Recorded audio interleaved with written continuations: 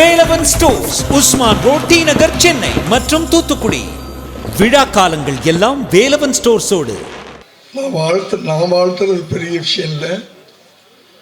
இந்த படம் ரிலீஸ்க்கு பிறகு தமிழ்நாடே உங்களை வாழ்த்துன்னு நான் நினைக்கிறேன்.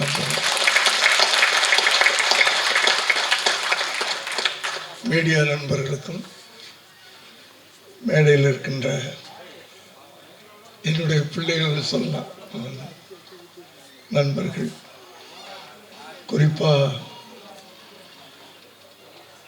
ரொம்ப மரியாதைக்குரிய இயக்குனர் அகத்தியன் அவர்களுக்கு. ஏன்னா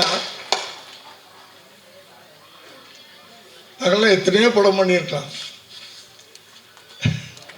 ஆனால் அகத்தியன் சாருடைய அந்த காதல் கோட்டை, யாரோ சொன்னாங்க, இன்று வரை எத்தனையோ வருஷங்கள் ஆயிடுச்சு, அப்படியாப்பட்ட ஒரு திரைக்கதை, ஒரு ஆழமான காதல் யாருமே சொன்னல. அப்படித்தான் நான் சொல்லுவேன். அப்படியாப்பட்ட இயக்குனர் எனக்கு நல்ல ஞாபகம் இருக்கு. பிரசாத் லேப்ல ஒரு நாள் அவரை நான் மீட் பண்ணி விஜய்க்கு ஒரு படம் பண்ணுங்கன்னு சொன்னேன். ஞாபகம் இருக்குன்னு நினைக்கிறேன். அப்போ ரொம்ப பிஸியாக இருந்தார். அந்த வாய்ப்பும் அந்த குறிப்பினையும் எங்களுக்கு கிடைக்கவில்லை. அப்படியாப்பட்ட அவருக்கு என்னுடைய வாழ்த்துக்கள், நன்றிகள். அடுத்து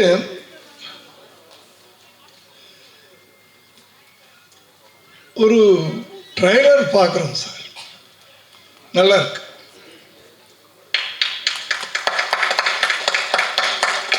நல்லா இருக்குன்னு எல்லாரும் சொல்லுவாங்க. ஆனால் அந்த ட்ரெய்லரை பார்த்த உடனே யாருப்பா டைரக்டர்? முதல்ல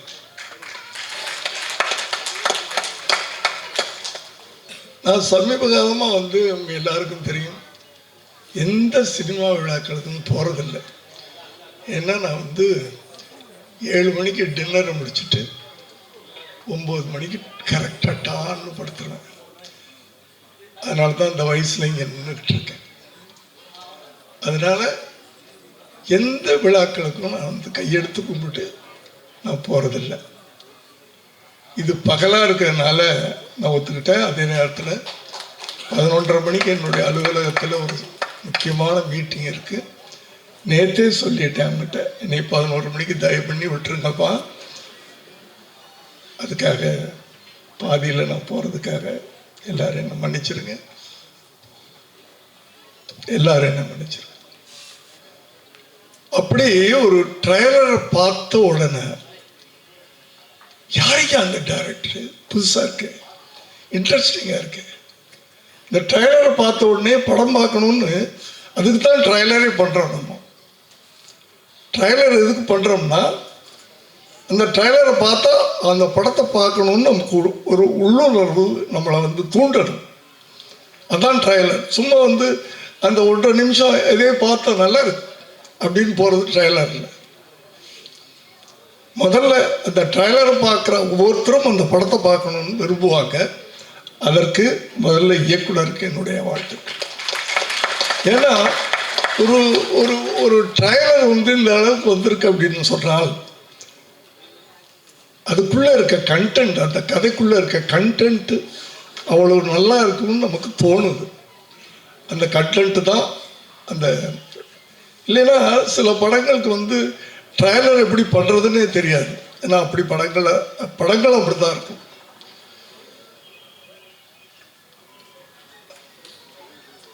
ஒவ்வொருத்தரையும் நான் கேட்டேன், யார் கேமராமேன்?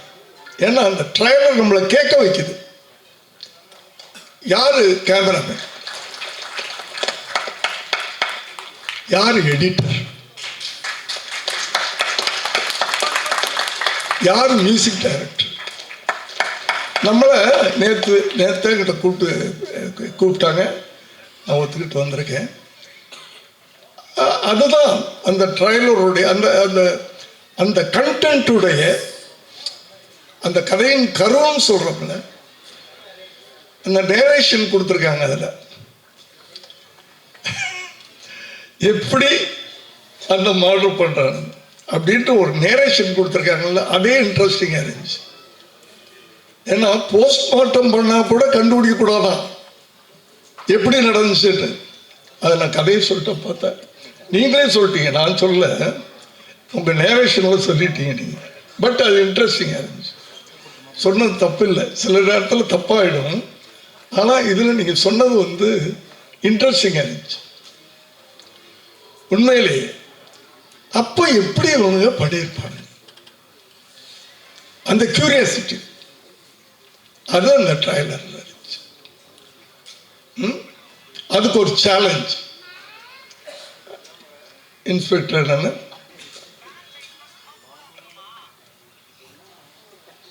இந்த கேஸ் முடிகிற வரைக்கும் சிரிப்பையே நான் பார்க்கக்கூடாது. சேலஞ்ச்.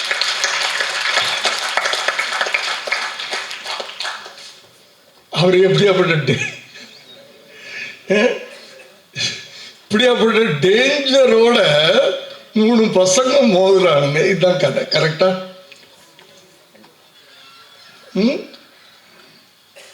அவரே பயங்கரமான கிரிமினல். என்ன படத்துல சொல்ற, படத்துல நீங்க ரொம்ப சாஃப்டானவர் தெரியும் எனக்கு, கடவுள் பக்தி நினைச்சவர் தெரியும். அந்த அந்த ஒரு ஷாட்ல ஒரு கேரக்டர் நம்மளால புரிஞ்சுக்க முடியுது. ஒரு ஷாட்ல அந்த பசங்க அப்படின்ற மாதிரி அப்படியே இந்த கதைக்குள்ள ஒரு டிக் ஃபார் டேட், ஒரு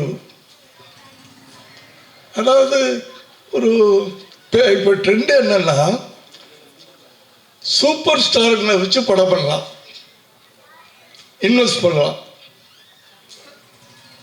எப்படியாவது அந்த போட்ட படத்தை எடுத்துடலாம், ப்ரொடியூசர் சேவ் ஆகிடுவார், சேஃப் ஆகிடுவார். இல்லைன்னா இப்படி இப்படி புதுசா பசங்களை கொண்டாந்து புதுசுல ஃப்ரெஷ்ஷா வச்சு படம் பண்ணணும். இதுதான் பண்ணணும். இப்போ நடுவில் யாரையாவது வச்சு பண்ணோம்னா ப்ரொடியூசர் காணாம போயிடுவார், டைரக்டர் காணாம போயிடுவார். ஆனால் இங்கே நான் குறிப்பாக சொல்லணும், நான் கொஞ்சம் டைம் எடுத்துக்கிறேன்.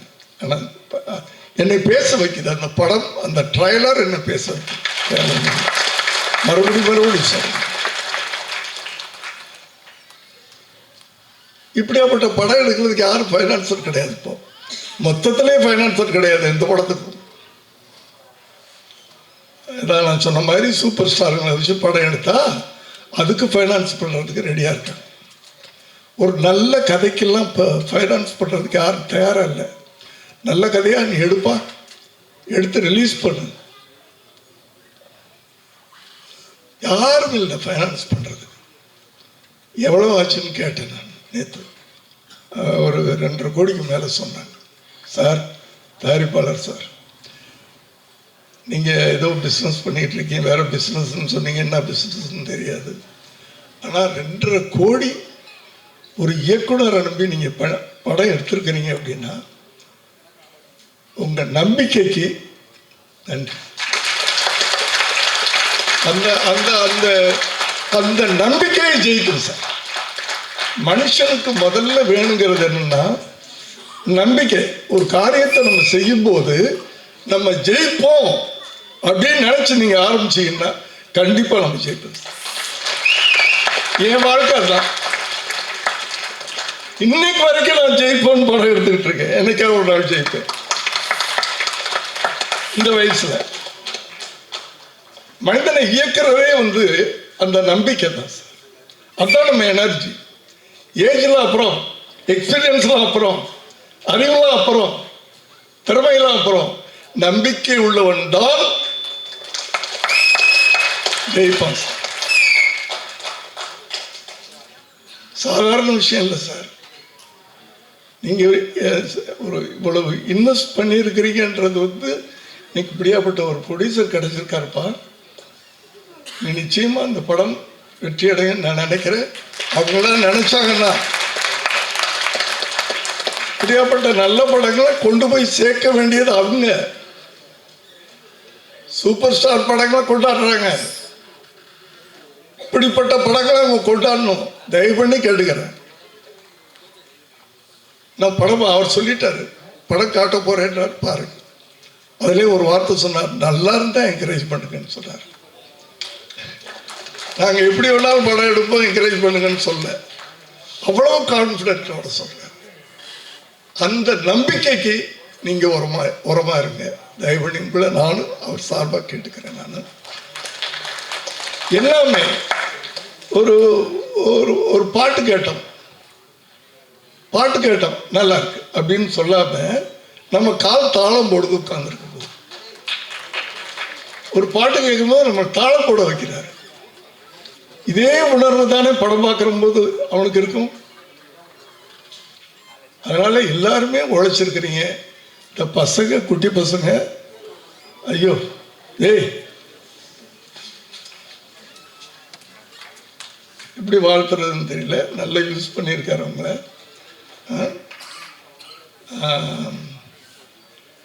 இந்த 2 பசங்களை வச்சு டைரக்டர் மணிகண்டன் நினைக்கிறேன் ஒரு படம் எடுத்திருந்தார், ஒரு ஏழைத்தாய், காக்காப்பட்டி. அது வேற, அது கதை வேற கதை, அது இது வேற மாதிரி இருக்குது. அதனால என்னுடைய முழுமையான வாழ்த்துக்கள். அடுத்து நான் எங்கே போனாலும் சமீப காலமாக சொல்ல வேண்டியது இயக்குனர் குகரன் சார், ப்ளீஸ் குகரன் சார் ப்ளீஸ், இந்த படம் வெற்றி அடையும். அந்த நம்பிக்கை எனக்கு இருக்கு. ஆனால் இப்பத்த ஜென்ரேஷன் இந்த வயலண்ட் தான் ரசிக்கிறாங்கன்னு சொல்லிட்டு, எனக்கு தெரியாது முழு படம் என்னன்னு தெரியாது எனக்கு. வர இயக்குனர்கள்லாம் கத்தி ரத்தம் சத்தம் வேற எதுவுமே கிடையாது, கதையே கிடையாது. இந்த 3 நம்பித்தான் படம் எடுக்கிறாங்க. அப்படி இருந்த போதும்னு எனக்கு பயமா இருக்கு. அப்படியே நீங்க முதல் படம் ஜெயிக்கணும்னு எடுத்தா கூட அடுத்த படங்கள் தான். ஏன்னா ஒரு எழுத்தாளன் தான் நாட்டில் ஒரு எழுச்சியை உண்டாக்க முடியும். எங்க பீரியட்லாம் 80s நாங்கள் என்டர்டெயின்மெண்ட் படம் தான் எடுப்போம். முத்துராமன் சாரா இருக்கட்டும், நானா இருக்கட்டும், ஏன்னா ப்ரொடியூசர் சேவ் ஆகணும். ஸோ என்டர்டெயின்மெண்ட் படம் தான் எடுப்போம். ஆனால் அதுக்குள்ள ஏதாவது விஷயங்களை சொல்லிக்கிட்டே போவோம். ஒவ்வொரு படத்துக்கு போராடி ரிலீஸ் பண்ணுவோம். அதான் அப்போ ஒவ்வொரு படத்தையும் போராடி தான் ரிலீஸ் பண்ணுவோம். நான் என்னை பொறுத்த வரைக்கும் என்னுடைய படங்கள்லாம் அப்படித்தான் இருக்கும். நாட்டில் நடக்கிற தவறுகளை தைரியமாக நம்ம சொல்லக்கூடிய ஒரே மீடியா சினிமா. இப்போல்லாம் யாரும் பத்திரிகையெல்லாம் படிக்கிறது இல்லை. ஸோ உங்களை மாதிரி இளைஞர்கள் சமுதாயத்தை நல்லபடியா, ஏன்னா சினிமா வேற வாழ்க்கை வேறேன்னு இப்போ யாரும் நினைக்கிறது இல்லை சார். சினிமா தான் வாழ்க்கைன்னு நினைக்கிறாங்க சார். சினிமாவில் என்ன நடக்குதோ அதை நம்மளும் பண்ணலாம். இப்போ ஸ்கூலில் படிக்கிற பசங்களாம் கத்தி எடுத்துட்டு போறாங்க இல்லையா? ஸோ நம்மள சப்போர்ட்டாக இருந்துடக்கூடாது. ஒரு எழுத்தாளராக, ஒரு இயக்குனராக நான் உங்களை எல்லாம் கேட்டுக்கிறேன். ஏன்னா வருங்கால சமுதாயம் நல்லா இருக்கணும். அதுக்கு நம்ம கையில் இறைவன் கொடுத்துருக்கிறது இந்த ஒரு பவர்ஃபுல்லான மீடியா சினிமா. அந்த சினிமாவை நல்ல விதமாக நம்ம யூஸ் பண்ணுவோம். வருங்கால இளைஞர்களுக்கு நம்ம ஒரு நல்ல வழிகாட்டிகளாக இருப்போம் என்று உங்களை எல்லாம் கேட்டு, இது தேவையில்லாத விஷயம், ஆனால் இளம் இயக்குனர்களை கேட்டுக்கிறது இதுதான். நன்றி, வணக்கம். என்னுடைய ஃபுல் டீமுக்கு அத்தனை பேரை நான் தனித்தனியாக சொல்ல விரும்பலை. நல்லா மறுபடியும் சொல்கிறேன். அதை கொண்டு போய் ரீச் பண்ணுற அளவுக்கு கையில் இருக்குது. அது இப்படியாப்பட்ட படங்களை படம் திருப்பி அந்த ப்ரொடியூசர் சொன்ன வார்த்தையை சொல்கிறேன். படம் நல்லா இருந்தால் உங்களுக்கு காட்டுறேன்னு சொல்கிறாரு. நல்லா இருந்தால் அந்த படத்தை வந்து கண்டிப்பாக நீங்கள் பாருங்கன்னு எல்லாத்தையுமே சொல்லலாம். எல்லாத்துட்டையும் நீங்கள் எடுத்துக்கொண்டு போகணும். ஏன்னா அப்படியாப்பட்ட படங்களுக்கு முதல்ல அந்த ட்ரைலரை பார்த்துட்டு வந்துடுவாங்க. அந்த ட்ரைலரே முதல்ல எல்லாரையும் பார்க்க வைக்கணும்.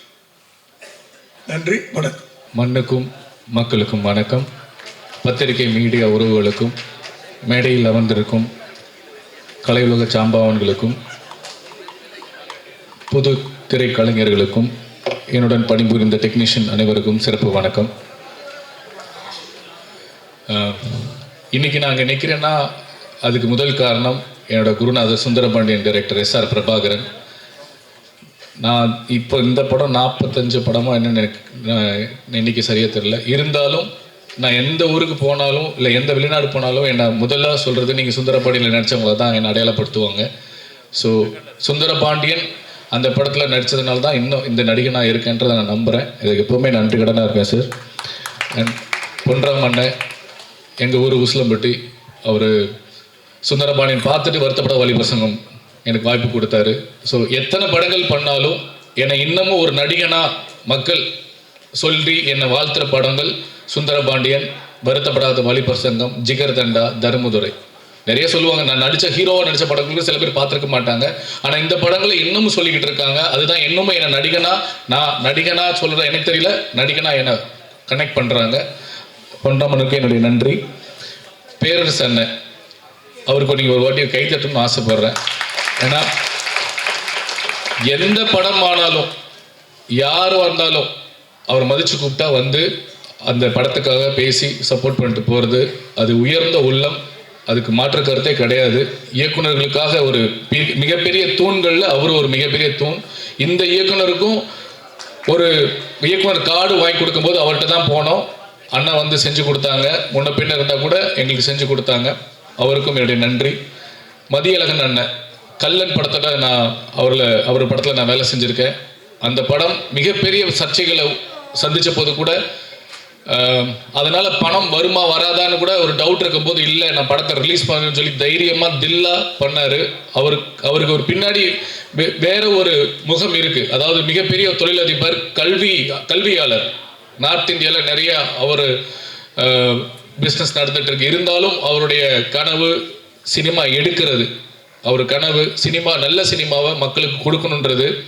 அவர் வந்து வாழ்த்துறதுல எனக்கு மிகப்பெரிய சந்தோஷங்க. அண்ட் எங்கள் அண்ணன் கூட பிறக்காத அண்ணன் ஏஎல் உதயா, அவர் தான் இந்த படத்துக்கு என்னை சொல்லியிருக்காரு சவுந்தர் வச்சு பண்ணுங்கன்னு சொல்லி. இந்த படம் ஒரு மிகப்பெரிய இக்கட்டான சூழ்நிலை இருக்கும். இந்த படம் 2 வருஷத்துக்கு முன்னாடி எடுத்துட்டாங்க. 1.5 வருஷமாக எடுத்து முடித்தாச்சு. கடைசியில் என்னோட போர்ஷன் மட்டும் ரீப்ளேஸ்மெண்ட் பண்ணி எடுக்கணுன்றதுக்காக யாரை வச்சு பண்ணலான்னு சொல்லும்போது சவுந்தர் சொன்னேன், ஓகே சொன்னார்.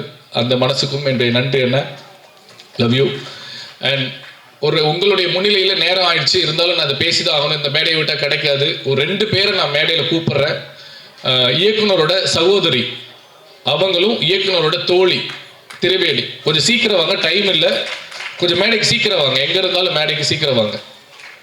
கொஞ்சம் ஃபாஸ்ட்டாக வாங்க, விழுந்துடாமல் வாங்க. இவங்க 2 பேர் இல்லைன்னா இந்த படம் நடந்திருக்காது. சத்தியம். இந்த மனுஷன் இருக்கார்ல, ஒன்றுமே இருக்காது. எனக்கு ஒரு 10 பேர் கூட்டு வா, எனக்கு ஒரு இது கொண்டு வா, அதை கொண்டு வான்னு ஆர்டர் பண்ணுவார். நான் ஷூட்டிங் ஸ்பாட்டில் போகும்போது அவங்க பேர் கூட எனக்கு இன்னும் தெரியாது. அக்கான்னு தான் நான் கூப்பிட்டுட்டு இருக்கேன். வாங்க அக்கா, முன்னாடி வாங்க, 2 பேரும் வாங்க. ஒரு பெரிய கைத்தட்டு கொடுத்துருக்கேன்.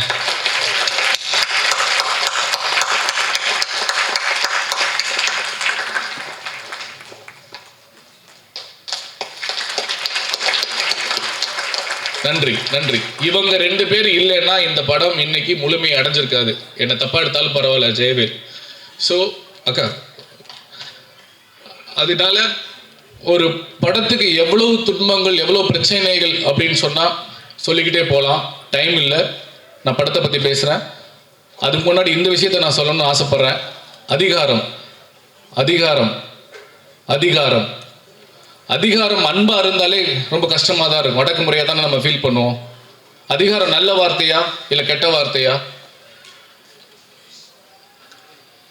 அதிகாரத்தால் நல்லது நடந்தா அது நல்ல வார்த்தை, அதிகாரத்தால் கெட்டது நடந்தா அது கெட்ட வார்த்தை, கெட்ட விஷயம்.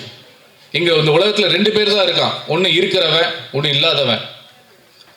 கொடுக்கிறவன், கேட்கிறவன். இந்த 2 பேர் தான்.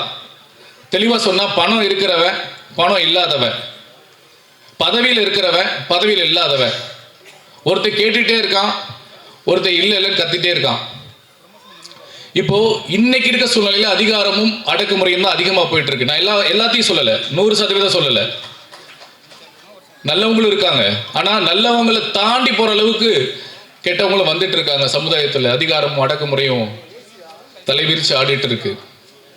அப்படிப்பட்ட அதிகார துஷ்பிரயோகம் பண்ற ஒரு அரசியல்வாதியை எதிர்த்து, அதிகார துஷ்பிரயோகம் பண்ற அரசியல்வாதியை எதிர்த்து, அதிகார துஷ்பிரயோகம் பண்ற ஒரு காவல்துறை அதிகாரியை எதிர்த்து கேள்வி கேட்கிறவன் தான் இந்த ராம் அப்துல்லா ஆண்டனி. அதிகாரத்தை துஷ்பிரயோகம் பண்ற அரசியல்வாதியையும் அதிகாரத்தை துஷ்பிரயோகம் பண்ற காவல்துறையை எதிர்த்து கேள்வி கேட்கிறவன் தான் ராம் அப்துல்லா ஆண்டனி. இந்த ராம் அப்துல்லா ஆண்டனியும் நீங்க எல்லாமே இருக்கணும்னு சொல்லி உங்க தாழ்மையா கேட்டுக்கிறேன். நல்லதே நினைப்போம், நல்லதே விதைப்போம், நல்லதே நடக்கும். நன்றி, வணக்கம். ஆக்சுவலாக அந்த ஸ்டேஜோட நான் கொஞ்சம் ஹைட் கம்மியாக இருப்பேன்னு நினைக்கிறேன். தெரியுதா இல்லையா தெரியல. ஓகே தான் நினைக்கிறேன். ஸோ வந்திருக்க எல்லாருக்குமே ஃபஸ்ட்டு தேங்க்ஸ் சொல்லிக்கிறேன். இவ்வளோ பெரிய லெஜண்ட்லாம் வந்தது நான் நினச்சி கூட பார்க்கல, இவ்வளோ பேர் வருவாங்க அப்படின்னு சொல்லிட்டு. ஸோ வந்திருக்க எல்லாருக்குமே எனக்கு மனமார்ந்த நன்றி. அதுக்கப்புறமா மீடியா, நீங்கள் இல்லைனா நான் கிடையவே கிடையாது. ஸோ வந்திருக்க எல்லாருக்குமே ரொம்ப ரொம்ப நன்றி. ஃபஸ்ட்டு நான் யாருக்கு நன்றி சொல்லணும் அப்படின்னா, என்னுடைய அன்பு அண்ணன், இந்த படத்தோட டைரக்டர் எங்களுடைய ஜெயவேல் அண்ணனுக்கு தான் ஃபஸ்ட்டு நான் தேங்க்ஸ் சொல்லணும். ஏன் அப்படின்னா இந்த கதை எனக்கு ஒரு ரொம்ப வருஷத்துக்கு முன்னாடி, ஒரு 4 வருஷத்துக்கு முன்னாடி சொன்னது. இன்னுமா போயார் தான் பண்ணணும் இந்த படத்தை அப்படின்னு சொல்லிட்டு, அப்போ ஒரு ஸ்ட்ராங்காக என்னை இந்த படத்தில் ஒரு லீடாக பண்ண வச்சுருக்காரு. அதுக்கு ரொம்ப ரொம்ப தேங்க்ஸ் சொல்லணும். ஏன்னா வேறு யாருனா இருந்தால் அந்த சுச்சுவேஷனுக்கு ஏற்ற மாதிரி மாறி இருப்பாங்க. இல்லை போயார் தான் பண்ணியே ஆகணும் அப்படின்னு சொல்லிட்டு இவனால் வெயிட் பண்ணி என்னை பண்ண வச்சதுக்கு ரொம்ப ரொம்ப நன்றிண்ணே. So thanks. அப்புறமா நம்மளுடைய ப்ரொடியூசர் அன்னை வேளாங்கண்ணி ஸ்டூடியோவோட ஓனர் சுரேஷ் அண்ணனுக்கு ரொம்ப ரொம்ப நன்றி. ஏன் அப்படின்னா எங்களை நம்பி, எங்கள் 3 பேரை நம்பி இவ்வளோ இன்வெஸ்ட் பண்ணது வேறு யாராச்சும் பண்ணியிருப்பாங்களான்னா சாத்தியமே கிடையாது. ஸோ எங்களை நம்பி இவ்வளோ போட்டிருக்காரு. ரொம்ப ரொம்ப நன்றிண்ணே, அது இவ்வளோ எங்களுக்காக பண்ணது. அதுக்கப்புறமா டேரக்ட் தேங்க்ஸ் சொல்லணும் அப்படின்னா, நான் இந்த அளவுக்கு நான் இங்கே நிற்கிறேன்னா அதுக்கு மெயின் காரணம் என்னுடைய விஜய் டிவி, அப்புறம் மீடியா மிஷன் டீம், ரூஃபா மேம், அப்புறம் என்னோட அண்ணன் மணி அண்ணன். ஸோ இவங்க எல்லாருக்குமே ரொம்ப ரொம்ப தேங்க்ஸ் சொல்லிக்கணும். அவங்களாம் இல்லைன்னா அந்த ஸ்டேஜில் நான் நின்றுருப்பேனான்னு டவுட்டு தான். நின்று இருக்க மாட்டேன், உண்மையாக சொல்லணும்னா நின்று இருக்க மாட்டேன். அதுக்கப்புறமா இவங்களெல்லாம் தாண்டி என்னோட ஒரு பெரிய சக்தி ஒரு சப்போர்ட் பண்ணுது அப்படின்னா மக்களாகிய நீங்கள் மட்டும்தான். ஸோ ரொம்ப ரொம்ப தேங்க்ஸ். இவ்வளோ தூரம் நான் வந்துகிட்டே இருக்கேன்னா அதுக்கு உங்கள் சப்போர்ட் இல்லாமல் யாரால வரவே முடியாது. ரொம்ப ரொம்ப நன்றி. ரொம்ப நேரமாக பேச விரும்பலைன்றதோடைய இங்கே டைம் இல்லை, நிறைய பேர் பேசணும். So thank you so much. கண்டிப்பாக அக்டோபர் 31 இந்த படம் ரிலீஸ் ஆகுது. கண்டிப்பாக எல்லாருமே போய் பாருங்கள். ஏன்னா நீங்கள் இல்லைன்னா இந்த படம் வெற்றி பெறாது. அதோட எங்களுக்கு இந்த கதை மேலே ரொம்ப ரொம்ப பெரிய நம்பிக்கை இருக்குது. நாங்கள் ஆல்ரெடி படத்தை பார்த்துட்டோம். ஸோ அதனால் இந்த கதை மேலே எங்களுக்கு ரொம்ப ரொம்ப நம்பிக்கை இருக்குது. அதை நாங்கள் உங்ககிட்ட ஒப்படைக்கிறோம். இதை நாங்கள் உங்ககிட்ட ஒப்படைச்சிட்டோம். நீங்கள் தான் பார்த்து சொல்லணும் எப்படி இருக்குது அப்படின்னு சொல்லிட்டு. ஏன்னா நாங்கள் கான்ஃபிடெண்ட்டாக உங்களுக்கு பிடிக்கும், பயமாக வெற்றி பெறும் அப்படிலாம் உங்கள் கிட்ட தான் இருக்குது. So thank you so much. ரொம்ப ரொம்ப நன்றி எல்லாருமே வந்ததுக்கு. ஸோ ஓவராலாக எல்லாருக்குமே தேங்க்யூ ஸோ மச். உங்கள்கிட்ட ஒரே ஒரு கேள்வி மட்டும். நீங்கள் நிறைய பாடி நாங்கள் கேட்டிருக்கோம். பிகில் மாஸ்டரில் அழகாக நடிச்சிருந்தீங்க. பட் இதில் கதையின் நாயகனாக பண்ணியிருக்கீங்க. ஸோ அதோட எக்ஸ்பீரியன்ஸ் எப்படி இருந்தது? இனி வெறும் நடிப்பு தானா? பாட்டெலாம் உங்களுக்கு நாங்கள் கேட்க முடியுமா? அந்த மாதிரி ஒரு இதை சொல்லிட்டு போங்க ப்ளீஸ். ஐயோ அப்படிலாம் இல்லை, எனக்கு மெயின் பாட்டு தான். ஏன்னா அதனால தான் நான் இங்கே நிற்கிறேன். ஸோ இதோட எக்ஸ்பீரியன்ஸ் சொல்லணும்னா, இவங்க எல்லாமே ஒன்று சொல்லிக்கிறேன், எல்லாமே லைவாக பண்ணணும்லேருந்து அடி எல்லாமே லைவாக தான் பண்ணாங்க, ரியலாக வாங்கினாங்க எல்லாருமே. ஸோ அந்த அளவுக்கு ஒரு எப்படி சொல்கிறது, ரொம்ப நாள் கனவு. யாருக்குமே இவ்வளோ சீக்கிரம் நடக்கவே நடக்காது. நான் எல்லாருக்கிட்டையும் நிறைய பேர்கிட்ட சொல்லிகிட்டே இருப்பேன், எனக்கு எனக்கான ஸ்க்ரீன் ஒரு நாள் ஓப்பன் ஆகணும்னே, அந்த நாளுக்காக நான் ரொம்ப ரொம்ப வெயிட் பண்ணுறேன் அப்படின்னு சொல்லிட்டு. அது இவ்வளோ சீக்கிரம் நடக்குன்னு நான் நினச்சி கூட பார்க்கல. கடவுளுக்கு தான் நன்றி சொல்லணும். இது எல்லாமே நடக்கிறது கடவுளால் மட்டுமே. அதுக்கப்புறமா என்னோடய அப்பா, எங்கள் அப்பா இங்கே இருந்திருந்தால் ரொம்ப ரொம்ப சந்தோஷமாக இருந்திருக்கும்னு நினைக்கிறேன். இருந்தாலும் அவர் மேலே இருந்து ப்ளெஸ் பண்ணுறாருன்ற ஒரு நம்பிக்கையில் தான் இன்னுமா நான் வந்து ஓடிட்டே இருக்கேன். என் அம்மாக்காகவும் என் ஃபேமிலிக்காகவும் மட்டும்தான் இன்னும் கூட நான் ஓடிட்டே இருக்கேன். எனக்காக இது வரைக்கும் நான் ஓடினா தான் சாத்தியமே கிடையாது. முழுக்க முழுக்க எங்கள் அம்மாவை நல்லா பார்த்துக்கணும் அப்படின்றது மட்டும்தான் இன்னும் கூட என் கனவுல இருக்குது. ஸோ அதுக்காக நான் வந்து பாட்டை விட்டுற மாட்டேனா கிடையாது. பாட்டு தான் என்னோடய மெயின், அதுதான் என்னோடய லைஃப். ஆனால் ஆக்டிங்காக நான் பண்ணிகிட்டே இருப்பேன். எந்த சான்ஸ் கிடைச்சாலும் பண்ணிகிட்டே இருப்பேன், விடவே மாட்டேன். கண்டிப்பாக ஒரு நாள் சாதிக்கணும்னு ஒரு கர்வம் இருக்குது எனக்குள்ளே. அது நடக்கும் அப்படின்றது வந்து நினைக்கிறேன். தேங்க்யூ. நிச்சயமா பண்ணுவீங்க, டெஃபினட்டாக சாதிப்பீங்க. அப்படியே ஒரு 2 வரி ஆசையாக இருக்குடா நீ பாடுறதை கேட்கணும்னு, பக்கத்தில் எல்லாருக்கும் கேட்கணும் தானே, ஒரு 2 வரி பாடுங்க ப்ளீஸ். ஓகே, ஆக்சுவலாக என் அம்மாவுக்காகவே இந்த பாட்டை நான் பாடுறேன். Thank you so much. ரொம்ப நன்றி and all the very best. நிறைய விஷயங்களை வந்து போகிறதுக்கு நிறைய வாழ்த்துக்கள் உங்களுக்கு. Thank you so much.